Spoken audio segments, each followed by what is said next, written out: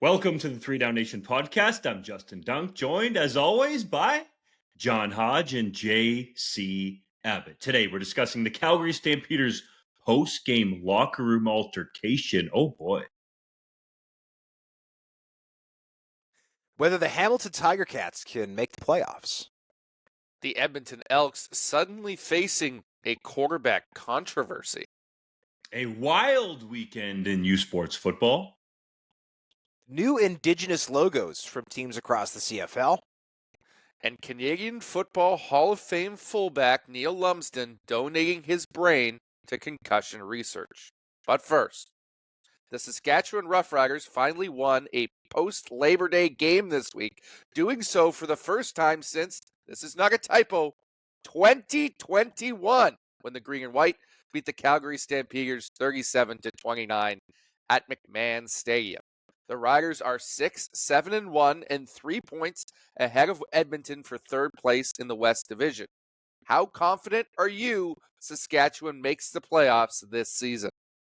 I'm fairly confident, and I got, a decent amount riding on this, fellas, that I don't necessarily want to get into, but I do believe that right now the Riders are the favorites to get that sixth and final playoff spot. If you look at the East Division, I think we know who's going to make it there in some sort of order. It's probably going to be Montreal, Ottawa, Toronto. Yes, the Argos could still leapfrog the Red Blacks. The Ticats, though, are coming on strong.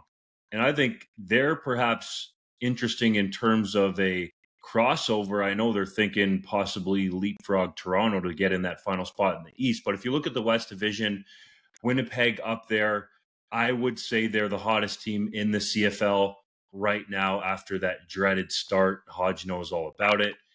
BC, to me, is a team that I feel like if the Riders finish strong, could potentially pass. But I do feel like Saskatchewan coming out and winning what was a must-win game, even though I think in pro football, every game is a must-win game. It had to be done for their playoff chances and to be the favorites here with 4 games left on their schedule. I do think that the Saskatchewan Roughriders will make the playoffs, and we'll talk a little bit more about the Ticats and their quest to make the playoffs a little later on in the show. But I thought that the addition of Reichwell Armstead was absolutely sensational. That offensive line has been exceptionally beat up in Riderville this year. They've got 6 offensive linemen. That's a full unit plus extra man on the 6-game injured list. And if you've got a young offensive line, the best thing you can do, right, is push the ball along the ground. Now, Calgary is arguably the league's worst defense along the ground, so you could argue that maybe that was part of the equation. But I thought that the physicality that Reichwell Armstead brought was sensational. And though I don't think he's capable of doing that every single week, because when you've got that type of workload, your body is going to break down. I love that the Riders, at some point, presumably, will get a fresh AJ Ouellette back. We'll presumably get Frankie Hickson back with a little bit more breath in his lungs. And if you've got a trio of backs, plus Thomas Bertrand-Hudon, who I think is an underrated player as their Canadian running back, I think that you can really start to build an identity around pounding the ball along the ground. And then, of course, you've got Trevor Harris, who gets the ball out super quickly, makes life easy for his offensive line, ultra accurate, and I think can tee up some big passes to guys like Kean Schaefer-Baker, who I thought was sensational in that game against Calgary, and Sam Emilus, among others, using play action. The defense has always been fine in Saskatchewan this year. They actually arguably had one of their worst games of the season this past week. But when that offense is clicking, running the ball as well as they did, playing complementary football, especially between the running and passing game, I think this team is going to finish third in the West Division. Yeah, and I think a lot of credit goes to Mark Mueller for that offensive performance, the offensive coordinator there in Saskatchewan, sticking with the run game when it was working, feeding Reichwell Armstead. What was he there for 5 days before he stepped onto the field, giving him the touches he needed and not panicking at any point and trying to force too many passes, even with Trevor Harris playing exceptionally well, only 2 incompletions in that game. He had an extremely balanced offensive attack where he played the hot hand.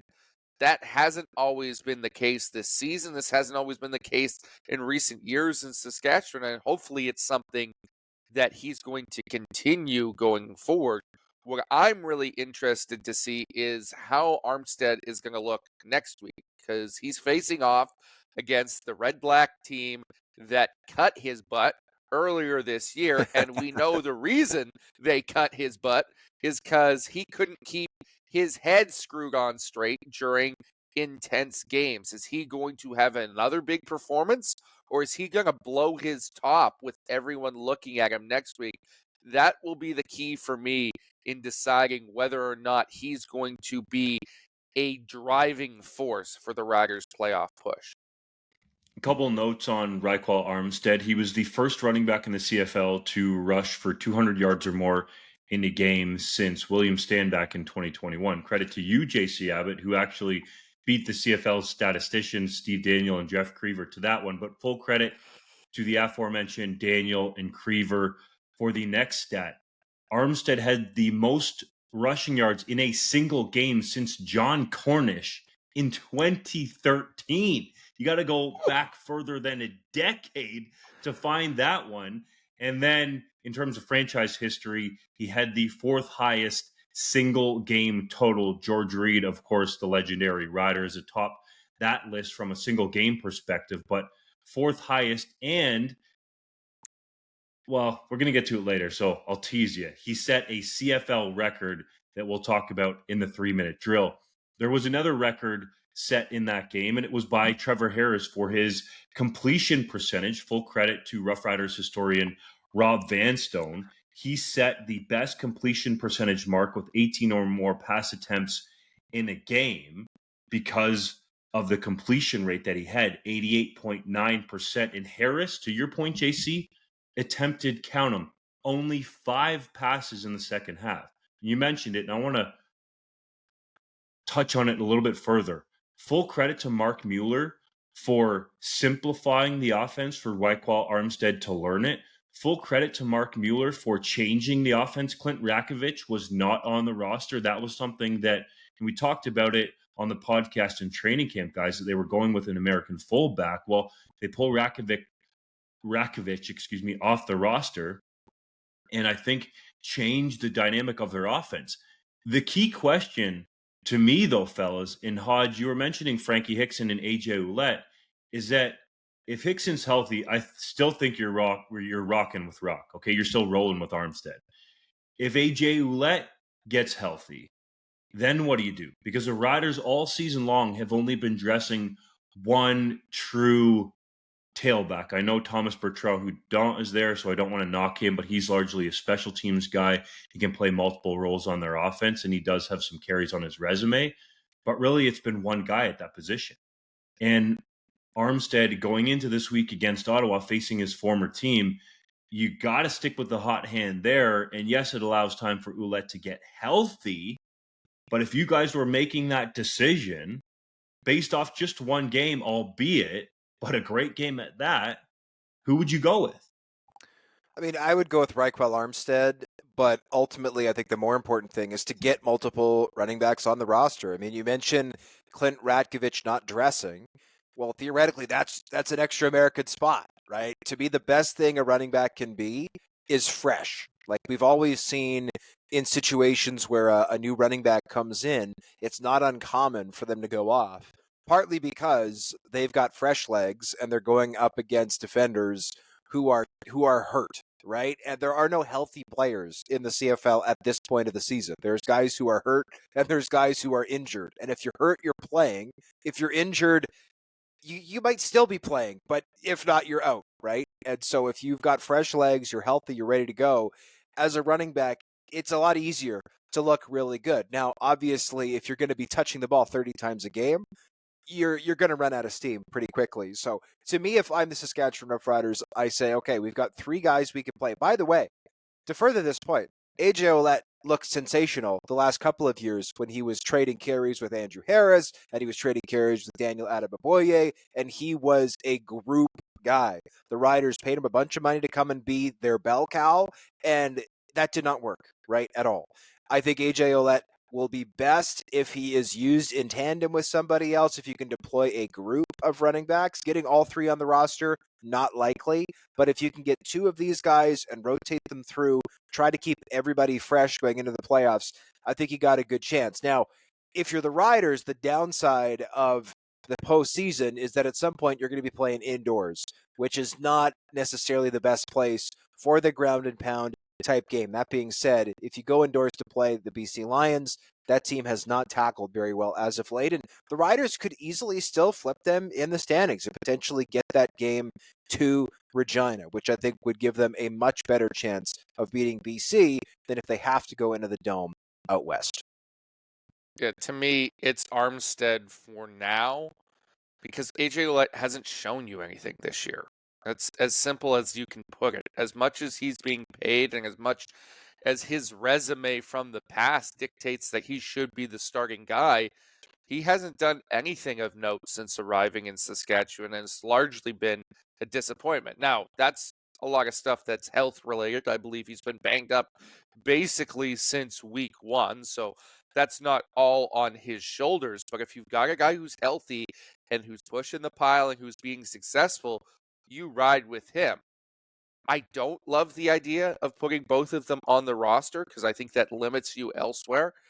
I also think it's not a great thing to have a tandem of two running backs who have similar styles. Both are physical downhill runners. If you're going to put two, you want a flash and thunder combo, in my opinion. What I could see happening down the line as we get into playoffs and later into the season, if Ouellette gets healthy, is sort of a similar tandem model to what the BC Lions had a number of years ago with Anthony Allen and Jeremiah Johnson, where okay, you get one game, and then we give you the next week to recover. We'll play the next guy. And it's only when we get to the nitty-gritty of the playoffs that we have to make a decision on to who's the hot hand. The Calgary Stampeders reportedly had an altercation in their locker room following their loss to Saskatchewan, during which the Stamps gave up over 200 yards along the ground. JC, you wrote an opinion column based on the situation. Is it time to burn the regime to the ground and start fresh in Cowtown? It absolutely is. There is no redeeming feature to this Calgary Stampeders team right now. And defenders of them will say, well, look around the CFL. Every single team this season has had this dark patch with the long losing streaks and the struggles. Yes, I'll grant you that. But you know what every other team has also had? Winning streaks and periods of success. The Calgary Stampeders have not yet won back-to-back games this year, and I don't think they will the rest of the way. This is by far the worst team in the CFL, and they're coming apart at the seams, right? Josiah Coatney and Trey Roberson Sr. get into it in the locker room after this game in a shouting match. Of course, that grabs headlines. But what really struck me was reading some of the comments made 2-3 weeks ago to TSN by the likes of Reggie Begelton, where he essentially called his teammates entitled little kids that aren't listening to them, that aren't wanting to hear how gritty they used to be back in the day when they walked uphill to school both ways, right? Those are not the types of comments that come out of a cohesive locker room. And right now, this team is at each other's throats. They don't have enough talent. They have not paid the right guys to be in there to have a competitive football team. They have mismanaged it from the top down, and they are going to miss the playoffs this year, guys, and end the longest playoff streak in North American sports. JC, that opinion column was absolute fire. Dave Dickinson asked for media coverage last year when you were in Vancouver, and oh my goodness, did he ever get it with how you laid things out there in Calgary. I want to get to, let's call it the talent drain, because for years, the Calgary Stampeders could let somebody go who was going to get more dollars in free agency than what John Hufnagel was willing to pay them, essentially. And they would just bring in the next player, develop them, and on they went, competing for top spot in the West Division and also Grey Cups. That hasn't happened recently. There have been a number of name brand players that have left this team that the team has not been able to replace. I understand at some point you have to fall within the constraints of the salary cap, but the biggest one is smacking us right in the face. The Stampeders felt like Bo Levi Mitchell was done and Jake Mayer was the guy. Well, right now, Bo Levi Mitchell is the only quarterback to have thrown for 4,000 yards this season. And if he finishes the year hot, fellas, this is a bit of an aside, could get over 5,000. That might seem a bit far fetched, but I'm just telling you, he's had an ultra productive year. And you kind of start continuing to go down the list. Like, look at what Kadeem Carey is doing in Toronto, running physical, running mad, perhaps because he wasn't offered what he felt like he should have been by the Stampeders. So he's out for something to prove. You look at a bunch of guys on defense that you can go down the list on that they let walk and decided to re-sign, let's say, a James Vaughters, who I don't think has lived up to his contract value. So there's a whole bunch of guys. Royce Mechie would be one of those. Tavares Daniels would be one that you can look at on both sides of the football there that were core Stampeders that were not brought back, for various reasons. But I'm just saying could have been part of this team continuing that playoff streak, but they're not there anymore. Yeah, the most egregious one to me would have been Florian Ermolade, who was let go to the Toronto Argonauts via free agency. Now, he got a boatload of money. He was, I believe, the most highly paid defensive lineman in the CFL when he signed that deal with Toronto. That being said, Calgary used the cap savings to go out and sign Julian Hauser. And Julian Hauser is not a bad player. I'm not going to sit here and try to dunk on Julian Hauser, but the guy has 8 sacks since the start of last season. Julian Hauser to me is like a replacement level player. He's a serviceable starter. Florian Ermolade is a complete game changer. And like the one and only time Calgary decided to open up their wallet on day one of free agency and go get a guy, they get Julian Hauser? Like, really? That's your big answer to losing for Florian Ermolade, who you spent these years developing and is now arguably the best edge rusher in the CFL? That move never made sense to me. They did also go out this past offseason and get Demario Houston, which has been a solid addition, though he did drop a terrible, should have been interception against Saskatchewan this past week.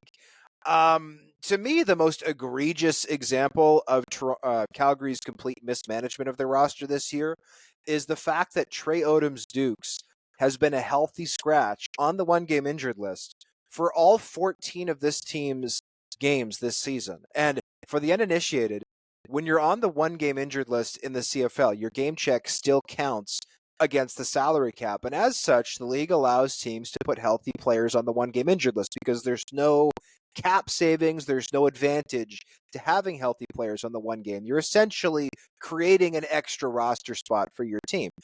The same is not true for the 6-game injured list. If you're on the 6-game injured list, your game check is cap exempt. Therefore, you have to genuinely be hurt to be on the 6-game injured list. Now, I don't think teams always abide by that, but in general, they do. Calgary could have put Cam, and by the way, we're talking about Trey Odoms-Dukes, a guy who's got over 18 career regular season games, a little under 800 yards. Instead of putting him on the practice roster where they could save a bunch of money against the cap, instead of dressing him over somebody, right, like Cam Eccles has not been very productive for this team at all this season. Instead of doing that, they've just kept him as this extra guy. Are they worried that if they cut Trey Odoms-Dukes, someone else is going to sign him? Maybe. But I also don't think that Trey Odoms-Dukes is the difference between this team making the playoffs and not making the playoffs. And the reason I bring this up is because I've talked to people around the league who are like, why have they paid Trey Odoms-Dukes 14 game checks against the cap? This doesn't make any sense. It's very normal for teams to carry one extra guy for maybe a week or two before putting him down to practice roster. But to carry a guy for 14 games who's apparently not good enough to dress? What is going on? Like this roster management does not make sense. That is something that has stuck out to me. I track all the depth charts each week. That has stuck out to me so much that they've got this healthy receiver who's not, he's too good to go on PR, but he's not good enough to dress. So we're just going to pay him his Is he going to be on the one game for the rest of the year? I don't know. It doesn't make sense to me what Calgary's doing. They're terrible against the run. Their defense is ranked bottom 3 in most statistics. Their offense is ranked bottom 3 in most statistics. The only exception, they're really good at completing passes. Their completion percentage is very high, and they never take sacks, which tells me they're getting the ball out super quick and not much else. And I think that there are some great coaches in Calgary. Like I don't think Brent Monson, who's been a great defensive coordinator in this league for many years, woke up, week 1 and forgot how to coach. I don't think that's true for a lot of people on that staff who are very good at their jobs. I think there's a talent problem in Calgary, and it needs to be fixed.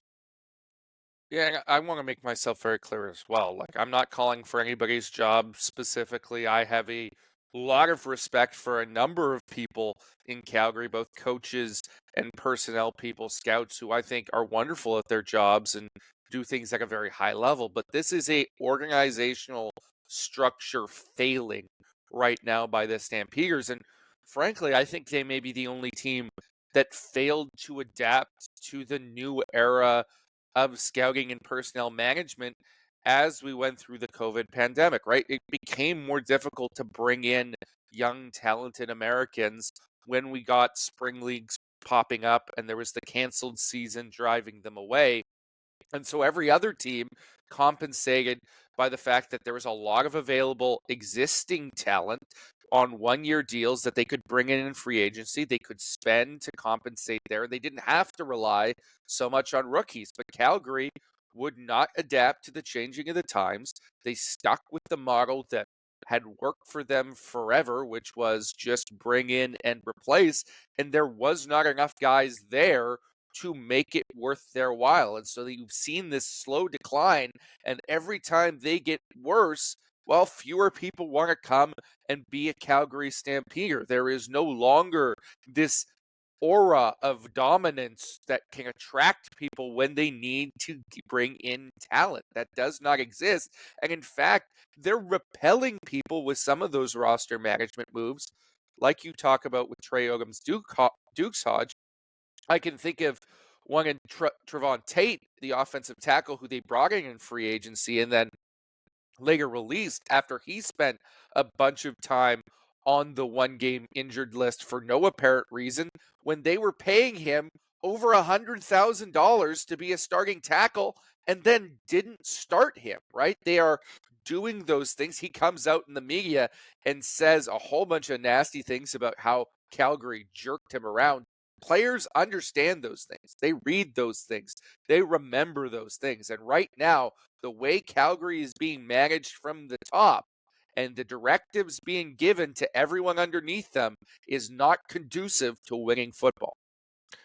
The one note I think that we should make, fellas, is the fact that, and I'm curious if you guys agree with me because I think you will, we don't hear marketing money being doled out by the Stamps to the level that we do, especially some of the other teams in the league. Agreed? Agreed. Yeah, I mean they have what I would call the cheapest ownership group in the CFL, and that is, I think, certainly held them back. The question is the ownership group changing in the near future? The answer is no. So they got to find a way to make this work. I'm just saying, to be fair, right? You will have some of the guys in the front office there say, well, we can't offer the kind of marketing money that other teams do. And that playoff bonus guarantee isn't there anymore. Kind of, JC, that's something you were getting at. You knew that if you signed a little bit of a bargain rate contract for the team, that you're probably going to at least play in one playoff game, if not two. That's not the case anymore in Calgary. Well, and now the pitch is, hey, come play in the worst facilities in the CFL for a non-playoff team, and we will not give you marketing money. And we're going to lose a lot of games. That's a really bad position to be in.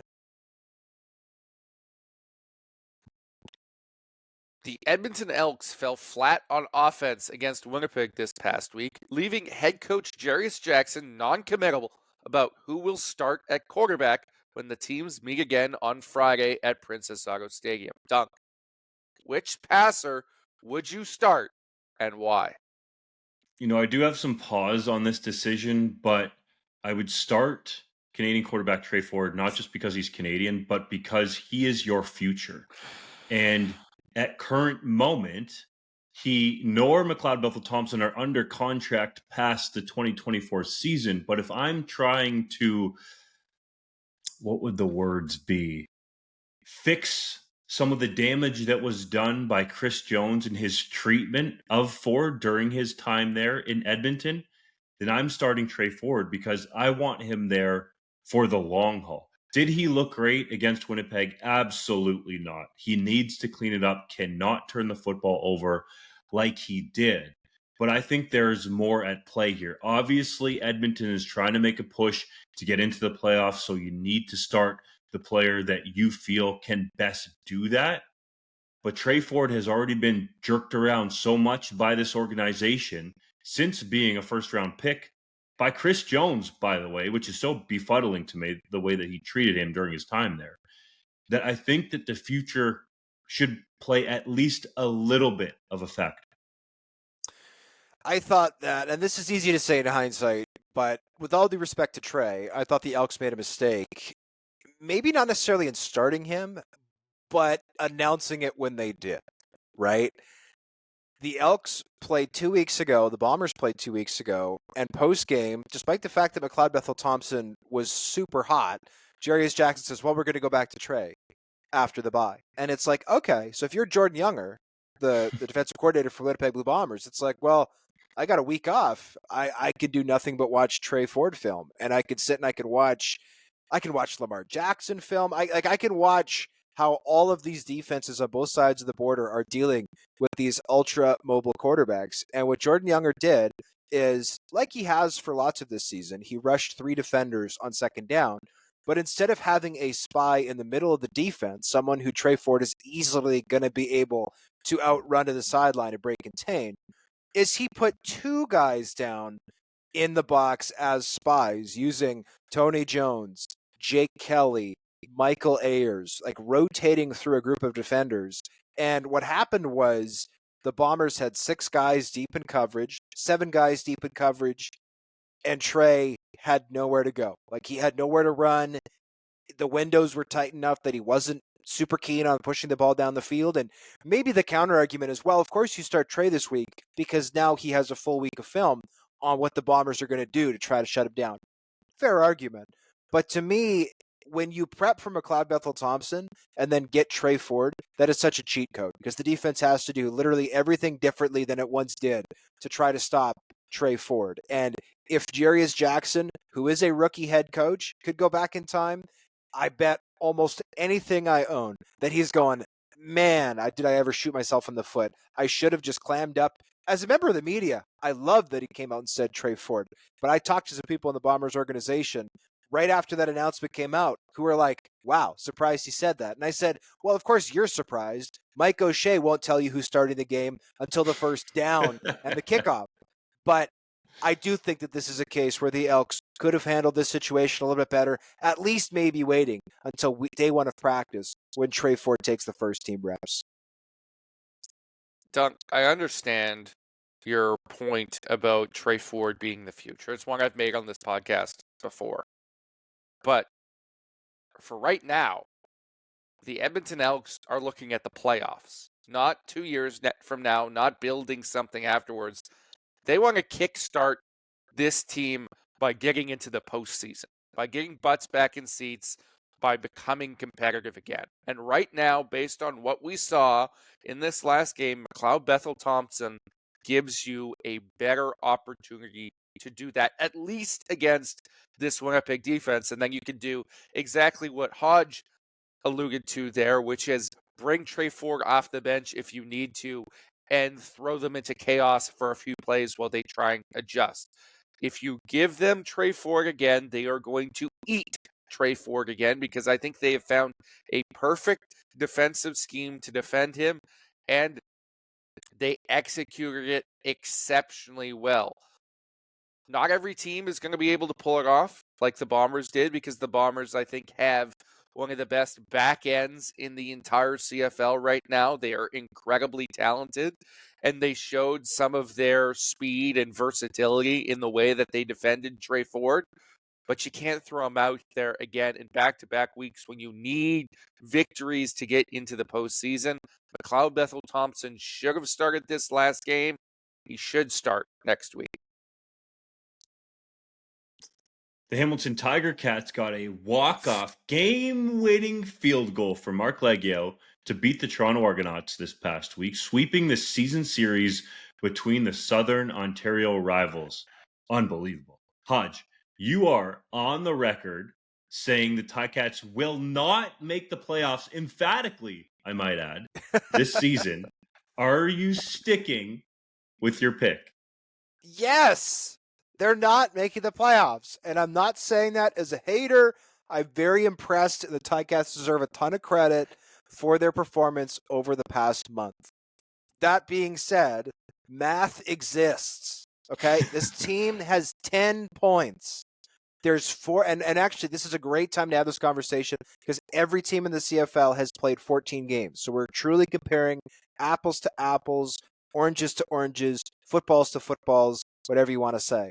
They have 10 points with 4 games left. Toronto has 14, Saskatchewan has 13. Now, Hamilton has to have more points than Saskatchewan to get the crossover spot, so they need to be 4 points better than Saskatchewan the rest of the way. Toronto does not, of course, have the tiebreaker. Hamilton is the tiebreaker, so Hamilton can merely match Toronto's point total and get in the playoffs that way. So Hamilton, in other words, has to be 4 points better than Saskatchewan or 4 points better than Toronto. They go at BC, home to Winnipeg, home to Calgary, at Ottawa. If they win all 4 of those games, that means Toronto and Saskatchewan just have to win 2 of their last 4, and they're at least right there.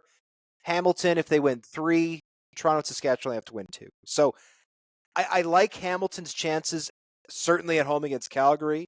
I like their chances at Ottawa. The Red Blacks have fallen down and cannot get up as of late. Going to BC with the Lions coming off a bye, that's a tough game. Hosting Winnipeg, hottest team in the CFL right now. Granted, Winnipeg has struggled the last couple of times they've gone to Steeltown. That's a tough one. Now, if Hamilton goes 4-0, I don't hate their chances, but Saskatchewan gets to host Calgary the last game of the year. Do we really believe they're not winning that game? They've got Ottawa coming to Saskatchewan this week. I think they're going to beat the Red Blacks.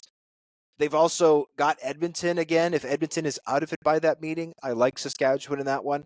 And Toronto, yeah, they've got Montreal this week. That's a tough game. Toronto gets to host Ottawa still. They go at Edmonton the last week of the season. Edmonton might be out of it by then. So I don't see Hamilton making the playoffs. I just don't. If they go 4-0 to finish this off, great. That does genuinely put some pressure on Toronto and Saskatchewan.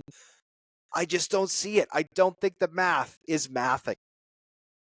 I agree with you, Hodge, and it's too bad because I think the Hamilton Tiger Cats right now, in their current iteration with Chris Jones commanding the defense and Bo Levi Mitchell playing the way he is, are as exciting as any team in the CFL. But I can see potentially Toronto only winning 2 of their last 4 games. I can't see Hamilton sweeping the board. I think at best they are going to get to 3 wins, and at worst they're going to only get 1, and that being against the Calgary Stampeders. I don't think it's a conducive slate for them to make a surprise postseason run. Now, the real question to me, looking at the way this Ticats team has played and statistically what they've been able to produce on offense, we had this discussion a few weeks ago about how this M.O.P race is ridiculous and nobody has seized front runner status. Well, Bo Levi Mitchell, as you mentioned earlier, Dunk, 700 yards above the next quarterback. He's the only guy over 4,000, 24 touchdowns. Is he legitimately making a case to be the M.O.P of the CFL this season, You can't even have an M.O.P with the losing team? that doesn't make the playoffs. No. If the I wonder Ticats if get it's in, happened. There's an argument. I wonder if anybody that's would ever know, happened. it's you. I'd have to go back and look or talk to Steve Daniel, the CFL's head statistician and soon-to-be Canadian Football Hall of Famer. But that's a good idea for a column. Maybe we'll write that. But at the end of the day, this comes back to something that I talk about on the show. I've been on the soapbox before. I will reiterate it. My least favorite cliche, and what I think is objectively the worst cliche in CFL history is, well, the season only starts at Labor Day. Because there's always Your some... season could be over by Labor Day, okay? Yes! So you better start it in June. Thank you. The season starts in June, and the wins count just as much in June as they do in November. Now, I understand what the idea of that expression is, which is saying it's important to play your best football late in the year. And that is true. So we should just say that. Well, it's important to play your best football late in the year. Don't say that the season starts at Labor Day, because your season can be over by Labor Day, which is exactly the problem that the Hamilton Tiger Cats are facing. They are right now in the top half of our power rankings at 3DownNation. By all accounts, if you started watching the CFL at the start of September, you'd go, wow, this Ticats team is pretty good. And you'd be right. But guess what? They're not going to the playoffs because they were objectively terrible and made a bunch of stupid decisions through the first half of the season. Because the season does not start at Labor Day. It starts in June. Those games matter just as much. And you need to stop saying this utter nonsense. It's not clever. It's not. Stop saying it. Just answer the question, okay, that the CFL likes to use, the hashtag that is. Is it June yet? Yes. If you can answer yes, and your season starts then, you might have a chance to make the postseason. But let's get back to JC's question for a moment here, Hodge, because I want your take on this too. The actual naming of the award is where this gets difficult. Most outstanding player. There is, to JC's point, an argument here, potentially, that Bo Levi Mitchell has been the most outstanding player throughout this season. And I do think, fellas, you look at, there's 4 games left. He doesn't even have to play great to potentially get to 5,000 yards. Now, let's say he gets to 5,000 yards and 30 touchdowns, and nobody else is even close to him. And we're calling it the most outstanding player. That there's a possibility he could actually garner some votes for that award. I'll add on, though, is that the kind of look the league wants for this award? The M.O.P. going to a player on a team that did not make the playoffs. Can you imagine? I'm not even going to say in the NFL, but in any other league, the MVP for the season going to a player on a team that did not make the postseason. Now, it's a little bit different in some of the other leagues, the way the postseason is constructed, but 6 of 9 teams get in the CFL, fellas. That's a lot. Here's my thing. I think we need to remember that for these awards, ultimately we can only vote for who the local chapter of the Football Reporters of Canada pick to be the nominee, right? There's going to be 9 nominees for Most Outstanding Player, which, by the way, sucks. Because, for example, like Tyrell Ford and Brady Oliveira can't be the 2 finalists for Most Outstanding Canadian, for example, because they play on the same team. They can't even be nominated at the division level together, which we talked about on the show before is silly and outdated. Bo Levi Mitchell, I think it's safe to say at this point, will get the Hamilton Tiger Cats nomination for M.O.P. Here's the challenge. Some people, because you mentioned it, Dunk, this is not a most valuable player award. It is a most outstanding player award. I think some people are going to make the most valuable award argument in favor of Cody Fajardo, who is the starting quarterback for the league's best team. Here's the problem. Cody Fajardo has 13 touchdowns and 6 picks. Those are not Davis Alexander numbers. came in and played well. That's exactly it. Without Cody Fajardo, the Montreal Alouettes are 3-0. He's not the most valuable player. If the Alouettes have only not won 3 games this season. Cody Fajardo started all of them. They lost to Toronto in one-sided fashion. They lost by over 10 points to BC, and they tied Calgary, a team that has been miserable for the last 6 weeks, so much that they're fighting in the locker room after the game. Davis Alexander went into Saskatchewan and won. Now, there were 4 missed field goals in that game. I get that, but still. You may or may not have stepped on the line, but I agree with you. But a win is a win is a win. right? There was no drop-off from Cody Fajardo to Davis Alexander, and there's been no lift-off from Davis Alexander to Cody It's not to say Fajardo. that Fajardo's not valuable. We just I'm don't not think saying he's not he's valuable, the but most valuable in the league. right now, the numbers would indicate, and I think the eyeball test would indicate that Cody Fajardo is not more valuable to the Alouettes than Davis Alexander is to the Montreal Alouettes, which is a credit to Davis Alexander and how well he played in that stint. Because if you remember, he didn't start the first game Cody Fajardo went down. Caleb Evans did. And by the way, Caleb Evans helped them win that game. Davis Alexander did most of the heavy lifting, but technically Caleb Evans is 1-0 as a starter. So I think it would be somewhat of a black mark on the league, yes, if the M.O.P. did not make the playoffs. That being said, M.O.P. got an M.O.P., right? If you got 5,000 yards and 30 touchdowns, I feel like it would be stupid to arbitrarily give it to somebody whose numbers were far less impressive merely because they played for a better team. So I will agree with that. But I think the more we're talking about it, this is the good basis of an article. I'd also love to know, has the NFL ever had an MVP who didn't make the playoffs, or a most outstanding offensive player or defensive player of the year, right? Even other leagues, I'd be curious to know. Has the NHL ever had an MVP who missed the playoffs? These are good questions that I think are important to know the answers to. The NFL once gave their MVP to a kicker, so This is true.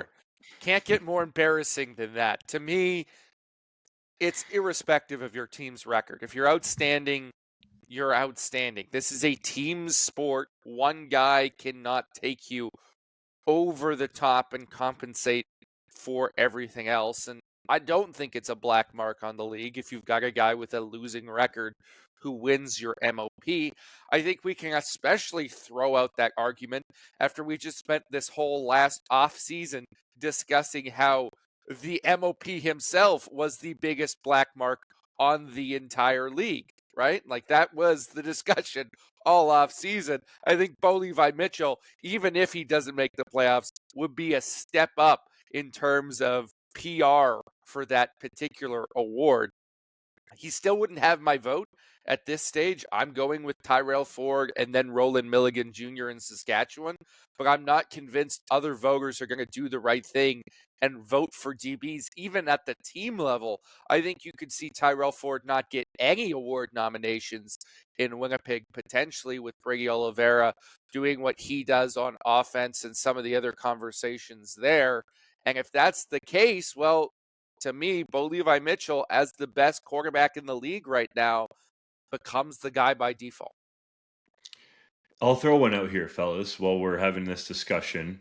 At least at the moment, okay, just after week 16 has finished, that I think there's a strong argument there for Brady Oliveira, because I think when he found his form again with this team, that really led to this push to get them back in top spot in the West Division.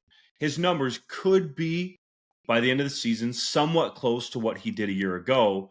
And a lot of people, I think, probably some of us on this podcast, were saying he should have been the most outstanding player in the league. I'm not saying he should get it because he didn't get it last year, but I think there's going to be an argument to be made for Brady Oliveira because of some of the reasons you guys have laid out, especially what JC said about the lack of, how can I say this nicely? Maybe shouldn't even say it. Voters wanting to vote for defensive backs. I do think there's a very good chance that Brady Oliveira will get the M.O.P. nod in Winnipeg. For full disclosure, I do not get, or at least in the past, I have not had the opportunity to vote at the team level, but I have voted at the division level and at the league level for the past few years. I think Brady Oliveira at this point would be an excellent choice for M.O.P. and something that I think could really help him at the league level get the votes if he is in fact the West Division's nominee is twofold. One, he didn't win this award last year. As you said, Dunk, arguably that shouldn't matter, but guess what?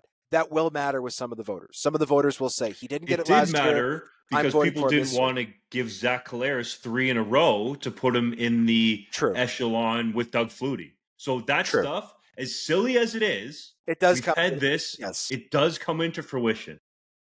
And or into play, I should say. And the other factor is that at this point, if I were to make a prediction, I would say he's going to be up against Cody Fajardo, whose numbers from the East Division are not very impressive, or he'll be up against Bo Levi Mitchell, whose team is unlikely to make the playoffs. So if you're a voter going, okay, it's between Brady and Cody, who am I voting for? I think you vote for Brady because his production is much better. And if the choice is between Brady and Bo, I think you vote for Brady because Brady's team is in the playoffs. And I think that's how voters will decide. And to take people behind the curtain a little bit, I think I do have it in my records somewhere, the list of voters for these awards. The way that it works is you get a ballot digitally from the CFL. I think last year there were 57 people who cast ballots.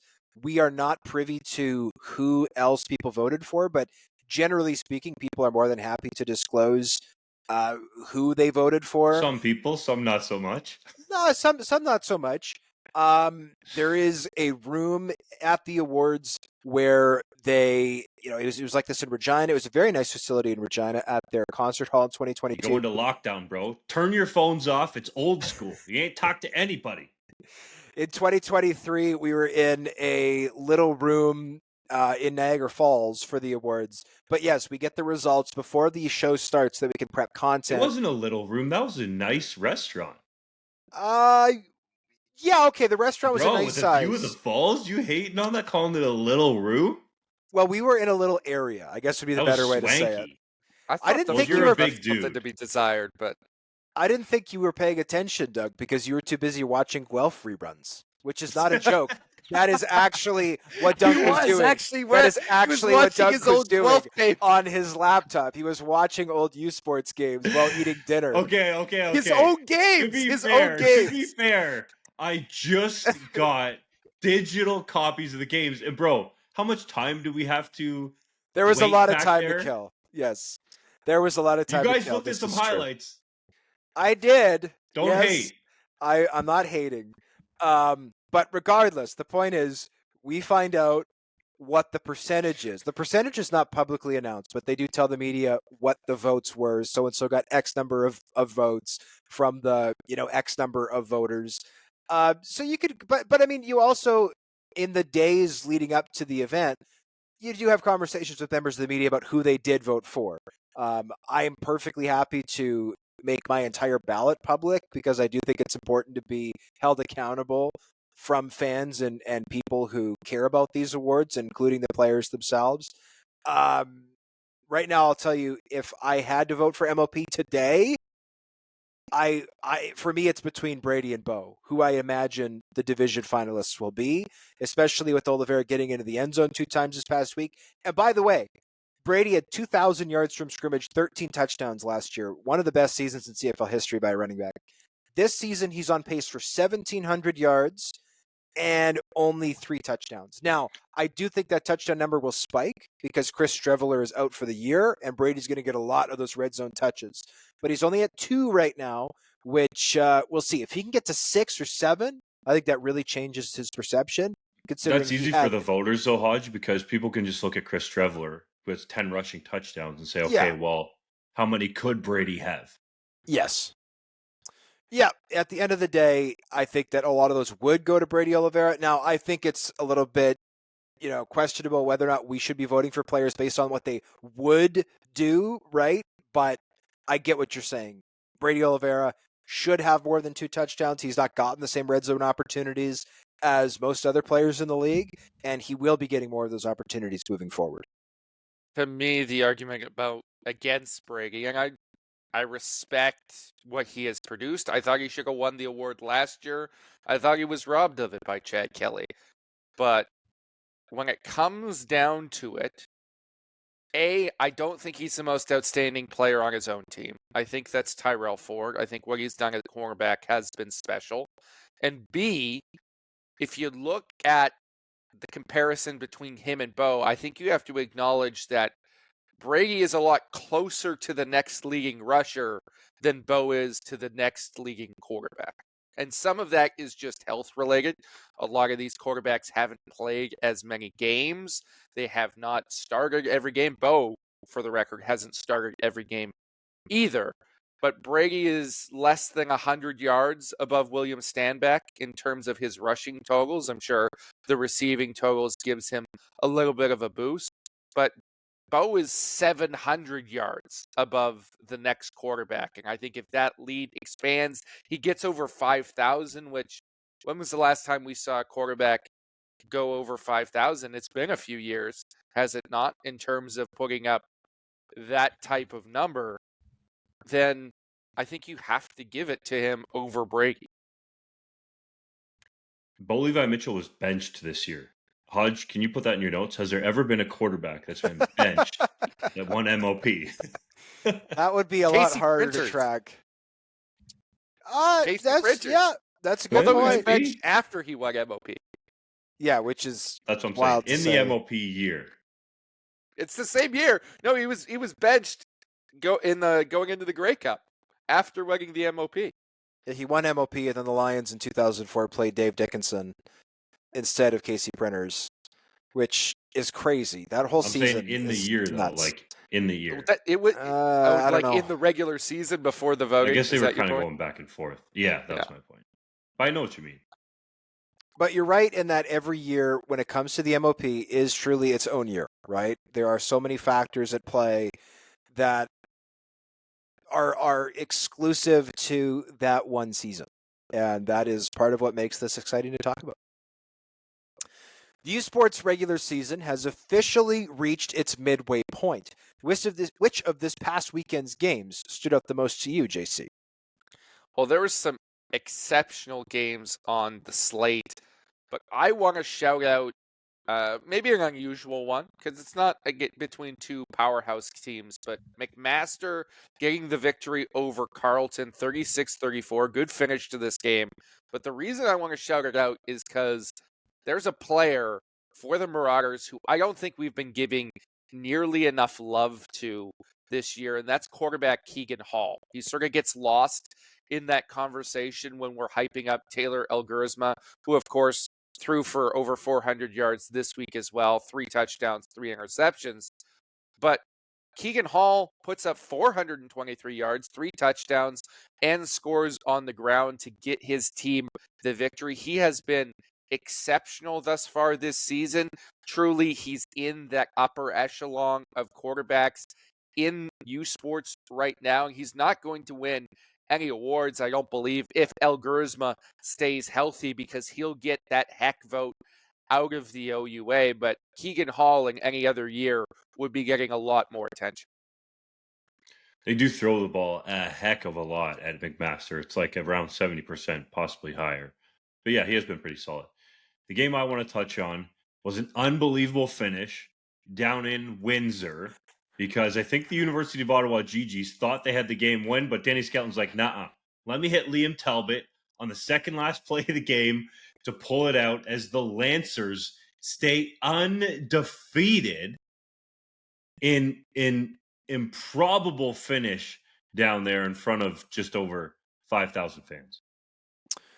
The UBC Thunderbirds, I thought, had a bounce-back game in front of an incredible crowd out west, 9,000 people at Thunderbird Stadium. There was also a tremendous finish for the Manitoba Bisons coming back to win that game. St. FX had a great finish against St. Mary's, but the game that I need to talk about is the York Lions getting their first non-forfeiture win since 2019, beating the Toronto Varsity Blues 19-17.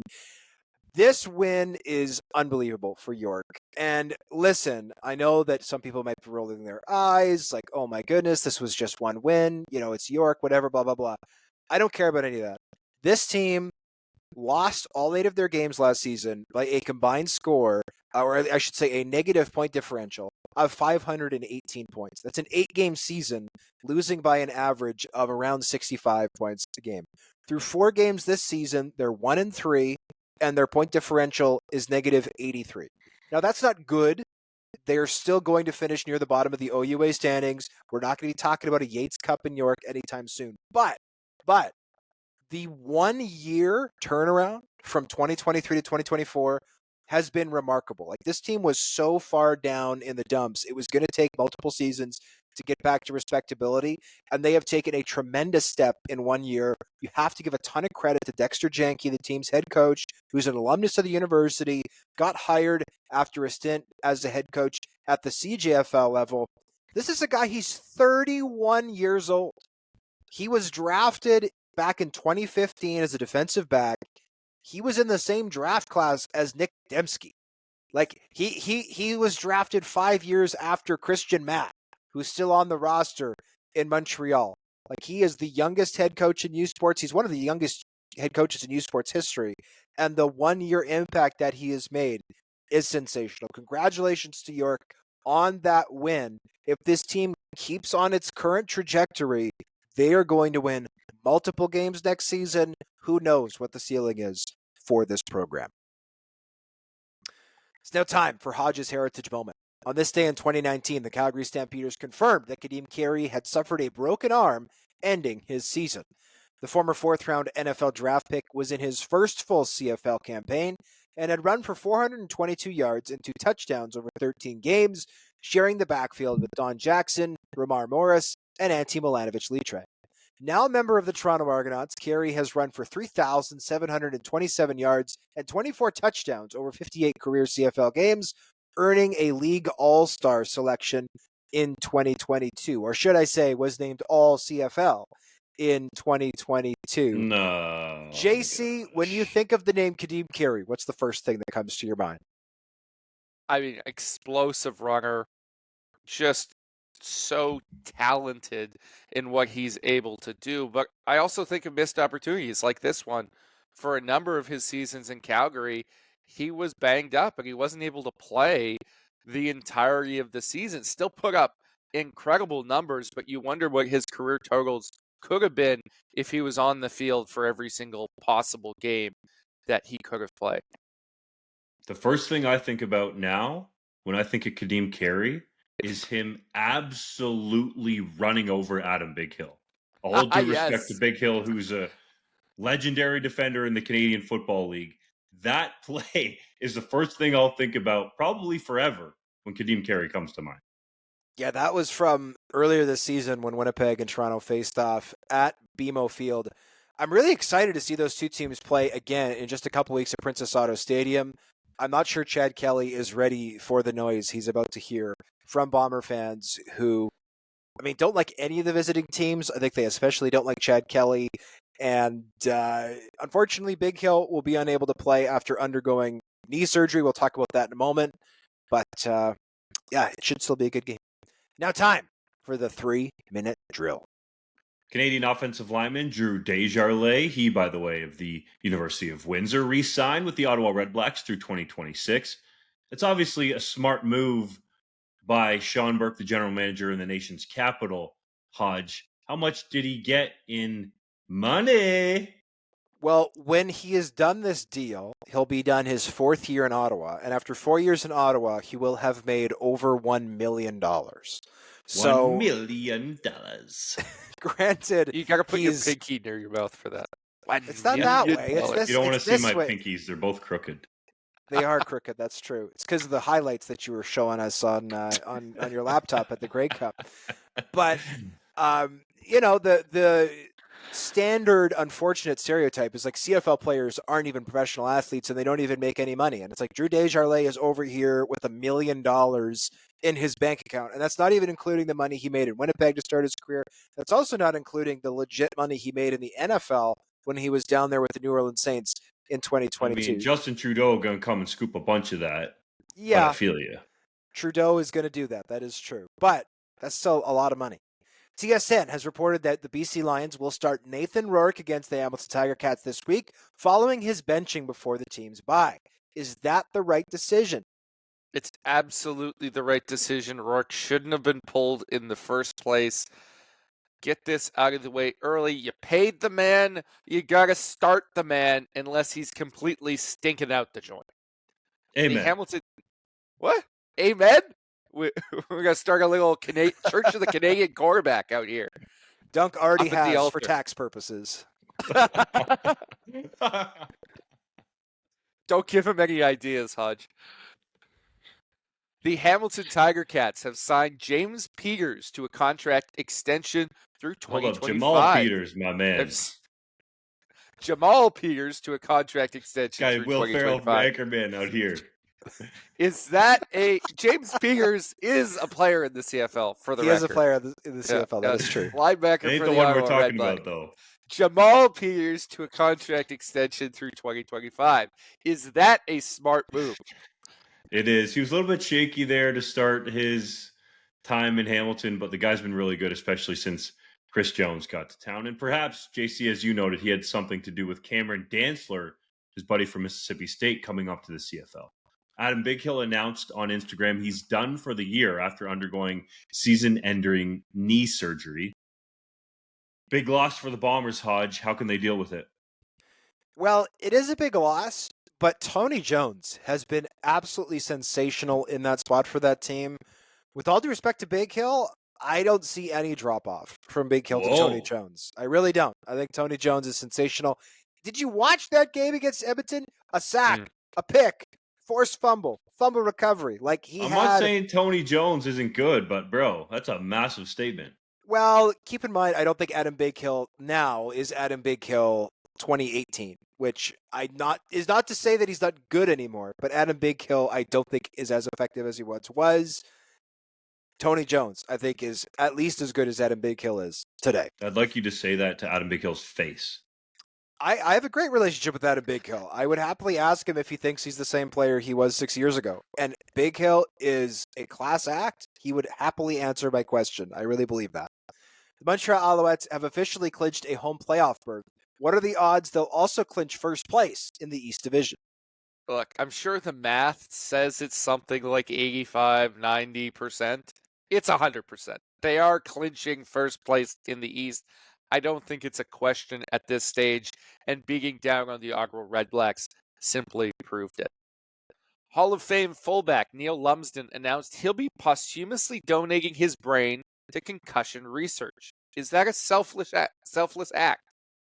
It is, and I hope that more players follow Lumsden's lead from a Canadian football perspective so we can get an idea of what happens with, and I'll say our brains, because I've talked to guys who are alumni at the University of Guelph and OUA and Canadian University football, that have various ailments and are kind of wondering about the effects, especially in this case, on our brains when we play this game that we love and cover so much at 3DownNation.com.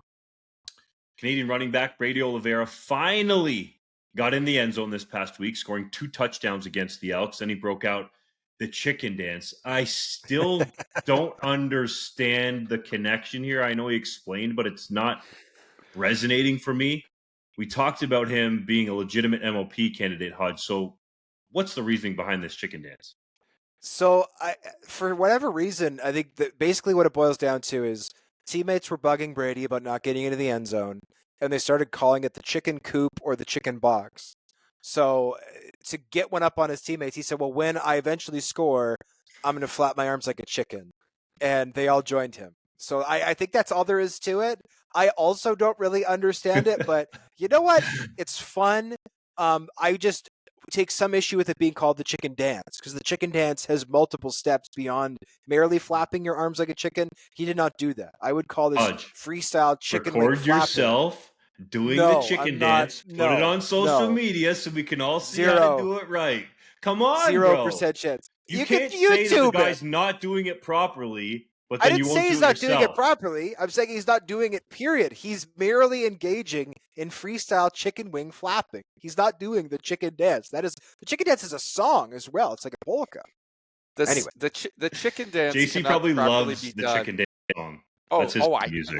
That is my jam. And it cannot be properly done unless you're also like humming the beat at the same time.